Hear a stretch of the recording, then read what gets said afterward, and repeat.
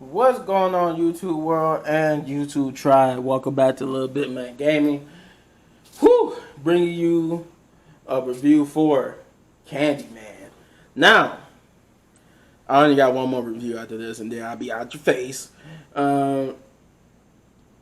Excuse me. So, I'm torn with this because I'm about to reveal my age. The original Candyman 2. The original Candyman came out in 1992. That's what I was trying to get at. It came out in 1992, and I was only 2 years old. So it wouldn't be until I was about 5 or 6. So about about between 5 and 7. So I'd say about 3 to 5 years later that I would see the first Candyman movie. But my point is that was the first horror movie to ever scare the living hell out of me. I was gonna say the other word, but I don't want to get demonetized. Yeah,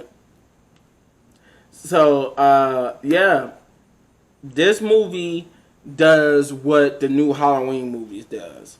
And you know the new ones with Jamie Lee Curtis coming back. This one, just like how the new Halloweens say that the only movie that's in canon is the first Halloween, and then it's the newer movies with Jamie Lee Curtis. It ignores the other sequels and all that type of stuff. This Candyman movie does the same thing. This Candyman 2021. It's basically a direct sequel to the first Candyman. So technically, this could be called Candyman 2. According to this movie, the original Candyman 2 and 3 never happened. Only Candyman and this Candyman. So this movie takes place 30 years after the events of the first one, and here's the synopsis. In present day, a decade after the last of the Cabrini towers, I think I'm saying that right, towers were torn down, Anthony and his partner, Brianna, move into a loft in the now gentrified Cabrini Greens. A chance encounter with an old-timer exposes Anthony to the true story behind Candyman. Anxious to use these details in his studio as fresh grids for paintings, unknowingly opens a door to a complex past that unravels his own sanity and unleashes a terrifying wave of violence. So, now with that out of the way, first things first, I wanted to admit I didn't know that the project homes from the original one and this one, the Cabrini Greens, I didn't know that was a real place. I really did not know that was a real place. That's an actual real place in Chicago. So that's cool. It's kind of cool. And it's got a lot of attention in different genres and media forms alike. But yeah, so we introduced the story. While the first movie was about Helen, this movie is about the child that Helen saved at the end of the first movie, Anthony. So in a sense, we got 3 returning people from the first movie. We got Tony Todd's Candyman. We got Anthony himself, but as an adult. You know, the baby that was almost sacrificed at the end of the movie. And Helen. Helen, though, doesn't return as in person. She returns the actual person who played Helen in the first movie returns via voice. Like I think at one point, I'm gonna get to it later on too. At one point, he finds like a tape recorder after finding out some information, the true information about Candyman, and he ends up getting a tape recorder left behind by Helen, and that was actually the actual lady from the first movie came back to make those recordings. So, also, actually, 4 people. I said 3. It's actually 4. I forgot. Anthony, the lady who played Anthony's mom in the first movie, also returns as Anne Marie. I think it was Anne Marie Williams. I think it's her full name. Cause I think cause I think Anthony. No, I said Williams. It's Anthony McCoy, and she returns as Anne Marie McCoy. So, what I was about to say was, yeah.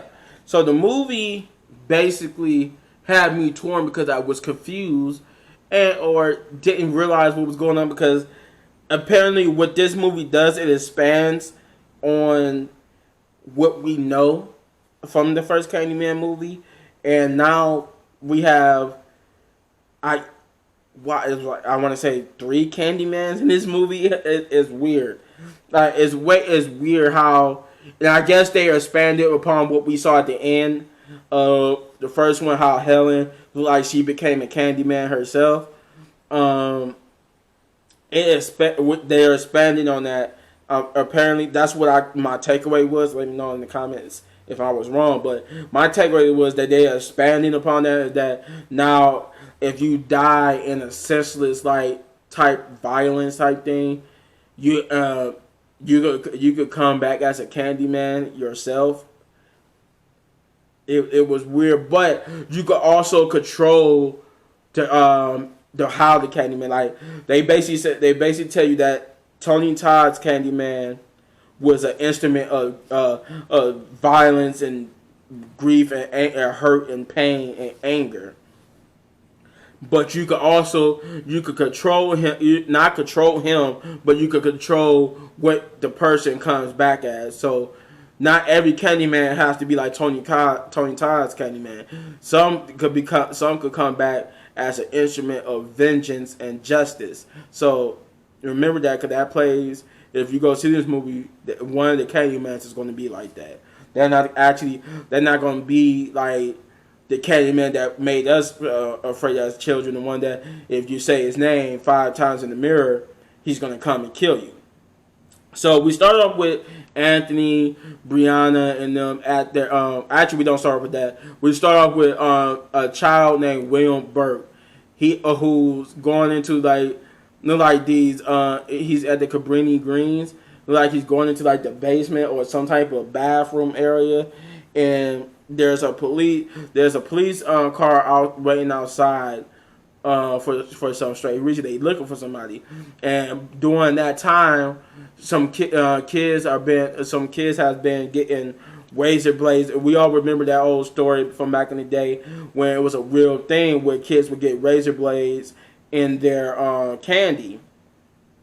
So they looking for the perpetrator who's doing it, and he has this encounter with this guy named Sherman Williams.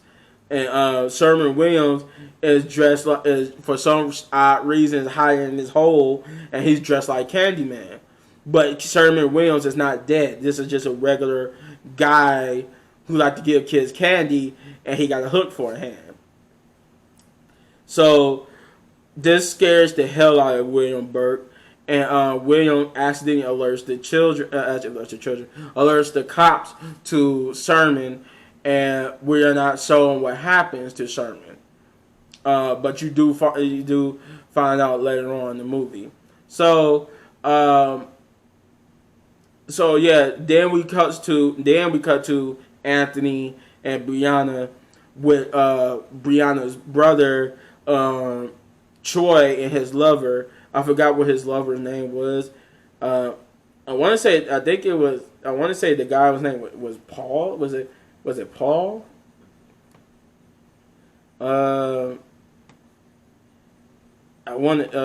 This is also, I forgot this was another movie by Jordan Peele, but I thought he directed it, but he was only a writer.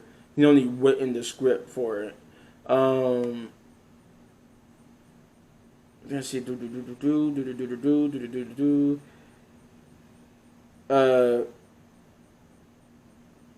Okay, his name was Grady. That was so yeah, we started with Anthony and Brianna. They hosted like a little dinner party for Grady and Troy. So they get to talking about different things, then all of a sudden the urban legend about what happened 30 years ago come up.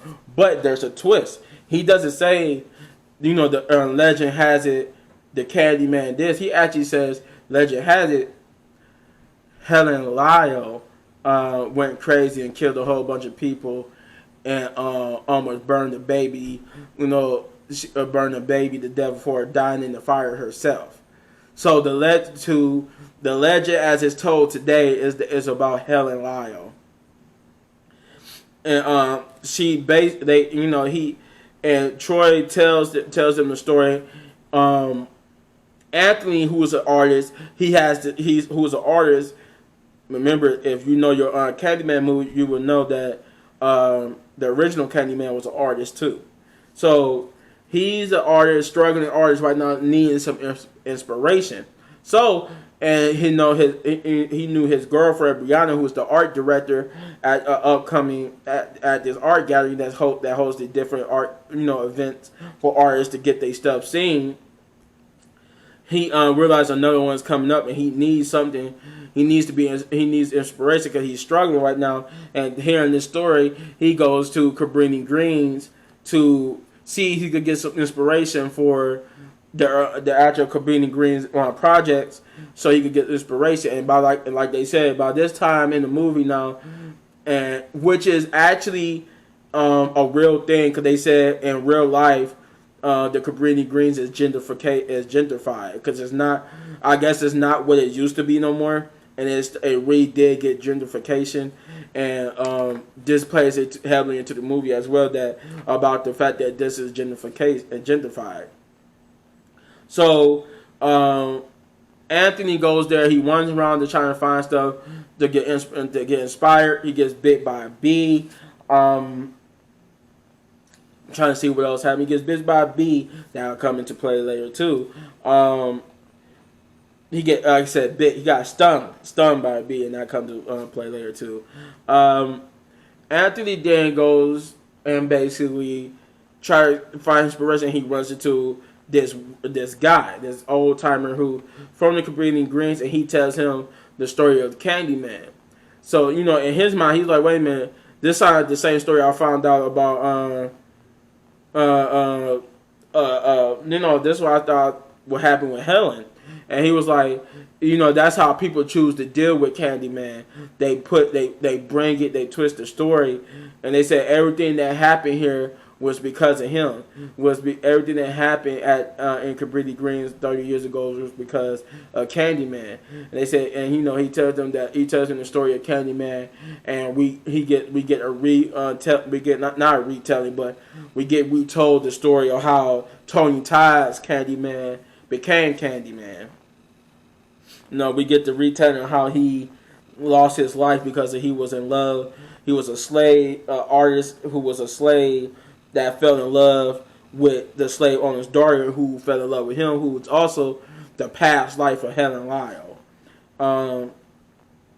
So we find, we hear how we hear the familiar story, how he, what happened to him, how he died, but his spirit never stayed gone. He became like this vengeful, angry spirit that since they showed him his reflection in the mirror, they felt, and when he died, they felt like they said when he, as you remember, when he died, his soul went into the mirror. So now, he tells Anthony, that's how you summon him. You say his name 5 times in the mirror, and you summon him. But be warned that as you summon him, he's basically you give him a doorway into this world to kill people, and he's supposed to kill those who summon him. So this inspired Anthony to instead of doing not just do a painting, but his painting revolved around a mirror. And when you open, like it looked like a bathroom mirror, and when you open it up, he got paintings inside that talks about the gentrification and all that type of stuff. So that's what he put up in the art gallery, and the art critic who Anthony was talking to about his art, she kind of act like she didn't get it, and she kind of act like she was a little racist. But her response to his work says Anthony to where he gets drunk and pick a fight with another one of Brianna's co-workers who was trying to tell Brianna earlier for her boyfriend not to hog up the critic, and they end up, for some reason, the co-worker dude and his girlfriend, they end up getting stuck inside, and they look like they about to have sex, and they end up saying Candyman 5 times in the mirror, and just to play around, and the Candyman actually shows up and murders both of them. They like the first 2 victims of the movie. Man, I'm trying to figure out how to continue this without getting too much detail.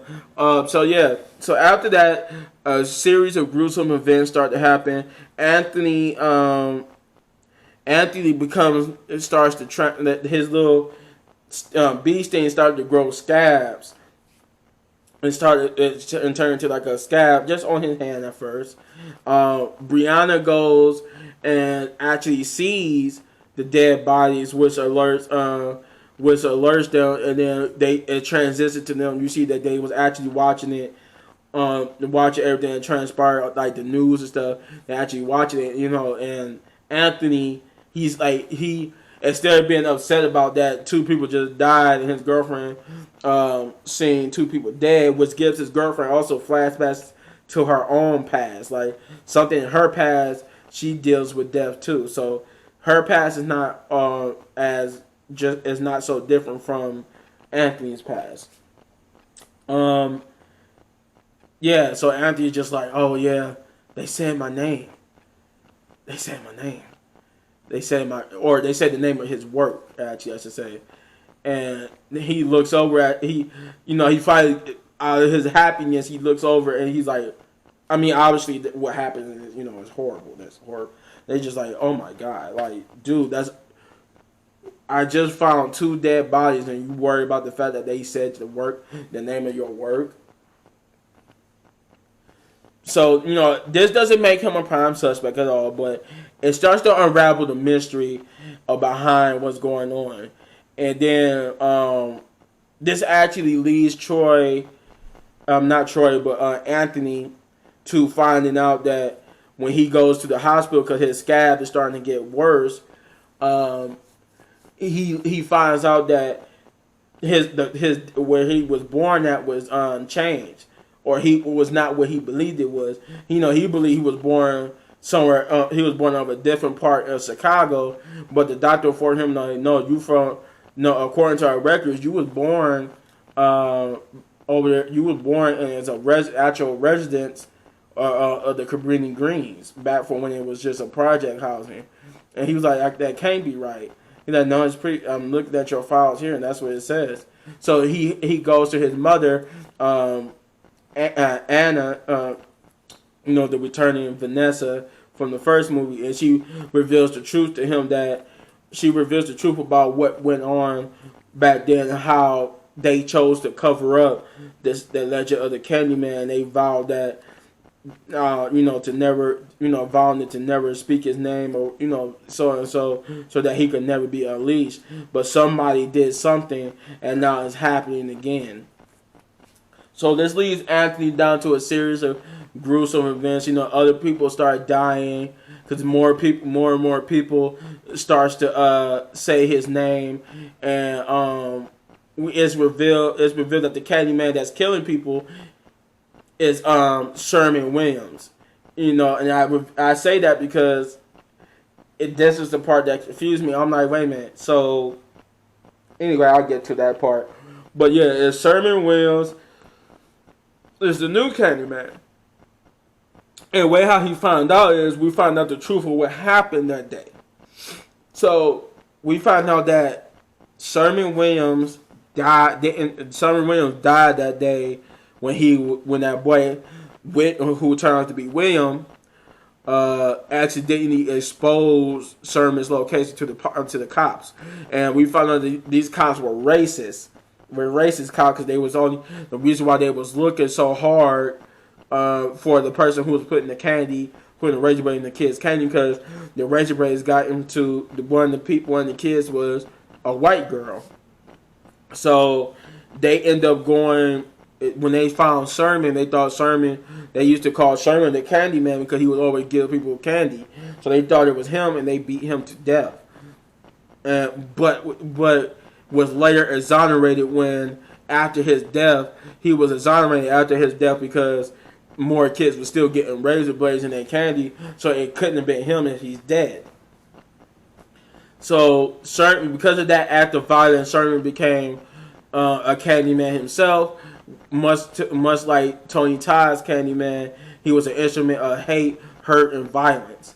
And we find out that a certain someone that Anthony had encountered was the reasoning behind the events of this, because he had an encounter with the Candyman himself, or Sherman Williams Candyman. This leads Anthony down to find out his past, to find out that he was indeed the baby from 30 years ago, and that everything he's known has been a lie, and that we basically come down to a final battle with the guy who was trying to resurrect, who was trying to make a third Candyman, but this time a Candyman that's not for about hurt, pain, and violence, and who's just gonna kill people every time somebody summons him.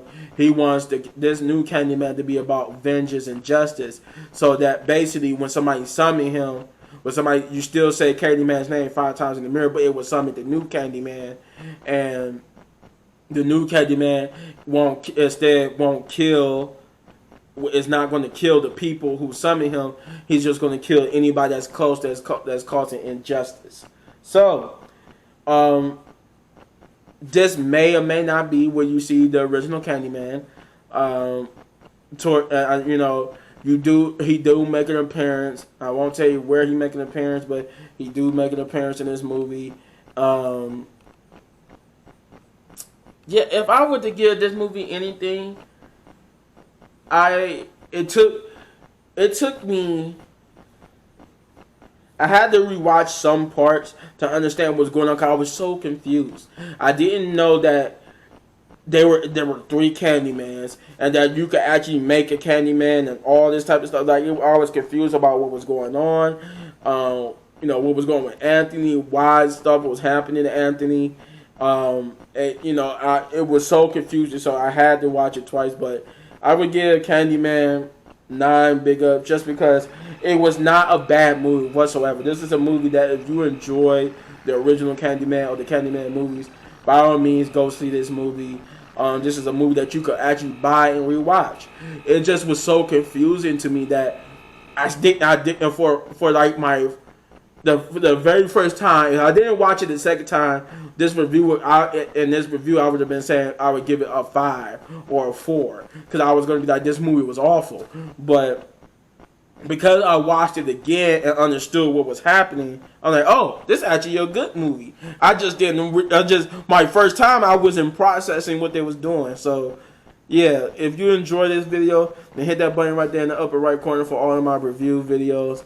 And if you really enjoyed and you want to support the channel, then hit that like button, hit that subscribe button, and hit that notification button so you get notified when I drop videos. Like the one more video I got to do. And hit any one of these videos for more of my amazing content. But don't go nowhere. I got one more review video. Then you can have the rest of the day to yourselves. Stay tuned for more combat Battle for the Rounds.